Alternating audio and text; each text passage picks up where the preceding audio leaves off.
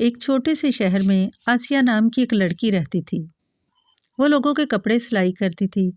اس کی ماں بھی یہی کام کرتی تھی اور اس کی بہنیں بھی۔ پورا گھر محنت سے چلتا تھا۔ لیکن آسیہ کے دل میں ایک اور خواب تھا۔ وہ پڑھنا چاہتی تھی، آگے بڑھنا چاہتی تھی اور اپنی تقدیر بدلنا چاہتی تھی۔ وہ سلائی کے ساتھ ساتھ رات کو بیٹھ کر خود پڑھتی۔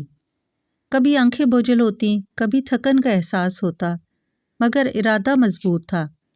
اور پھر یوں ہی محنت کرتے کرتے اس نے میٹرک پاس کر لیا۔ جس دن اس کا رزلٹ آیا وہ بہت خوش تھی۔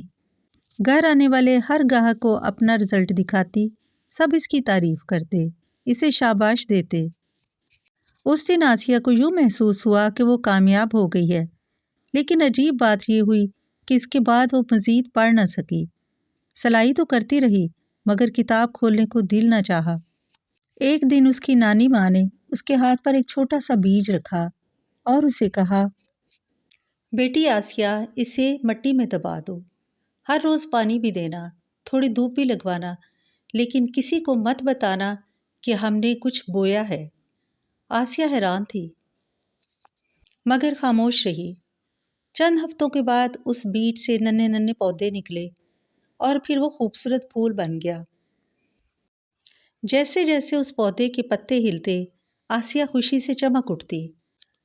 تب نانی ماں نے اسے سمجھایا کہ دیکھو آسیہ بیٹا، جب تم نے میٹرک کیا، تم نے سب کو بتا دیا، سب تمہاری تعریف کرتے اور تمہیں خوشی ہوتی، اور لوگوں کی تعریف تمہیں وہ احساس دے گئی جو اصل کامیابی کے بعد ملتا ہے۔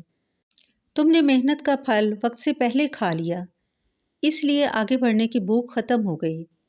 پھر نانی ماں نے کہا کہ دیکھو بیٹا، یاد رکھو، خواب بیج کی طرح ہوتے ہیں۔ انہیں شور نہیں، خاموشی چاہیے۔ انہیں دکھاوا نہیں، مسلسل پانی چاہیے، اور جب تک وہ درخت نہ بن جائیں، انہیں لوگوں کی نظروں سے بچا کر رکھو۔